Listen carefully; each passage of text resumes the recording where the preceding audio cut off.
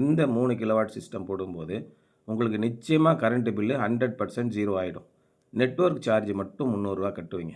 இந்த மாதிரி தான் எல்லா இடத்துலையுமே இருக்கும். அதனால் இதெல்லாம் கரெக்டாக வரவு வைக்கிறாங்களா? ஏஇ வராங்க, பில்லு அசஸர் வராங்க, அவங்களாம் கரெக்டாக பண்ணுறாங்க அப்படின்னா எல்லாமே சாஃப்ட்வேரில் தான் பண்ணுறாங்க. அதனால் எல்லாமே பர்ஃபெக்டாக இருக்கும். ஒரு சில இடங்களில் மேனுவலாக என்ட்ரி பண்ணி குறைபாடுகள் இருந்தால் கூட குறை நிவர்த்தி பண்ணுறதுக்கு நமக்கு உரிமை இருக்குது. நம்ம அதை கடிதங்கள் எழுதி கொடுக்கும்போது சில நேரங்களில் ஆட்டோமேட்டிக்காக சாஃப்ட்வேரில் வேறு ஸ்கீமுக்கு மாறி இருக்கும்.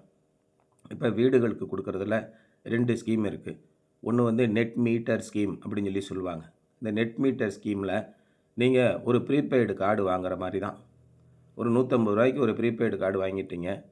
நீங்கள் ஒரு ரூ. 50 பேசிட்டீங்க, இல்லை ரூ. 70 பேசிட்டீங்க. மீதம் வந்து நம்முடைய பணம் தான் ரூ. 70 இருக்குது. அதே மாதிரி தான் இப்போ நீங்கள் சோலார் மூலிமா உற்பத்தி பண்ணிட்டீங்க. ஒரு 900 யூனிட்டு நமக்கு கன்சியூம் பண்ணுறோம். நம்ம ப்ரொடக்ஷன் பண்ணி 1000 யூனிட் அனுப்பியிருக்கோம் அப்படின்னா நம்முடைய அனுப்பின 100 யூனிட் நமக்கு கூடுதலாக இருக்கும்.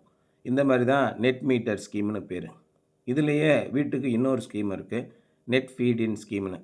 நம்ம எவ்வளோ பயன்படுத்துகிறோமோ அதை பயன்படுத்திக்கலாம். கூடுதலாக நம்ம ஈபிக்கு அனுப்பினோம்னா அதுக்கு ஒரு யூனிட்டுக்கு ரூ. 3.60 அப்படிங்கிற கணக்கில் பணத்தை நம்முடைய அக்கௌண்ட்டில் வரவு வைப்பாங்க.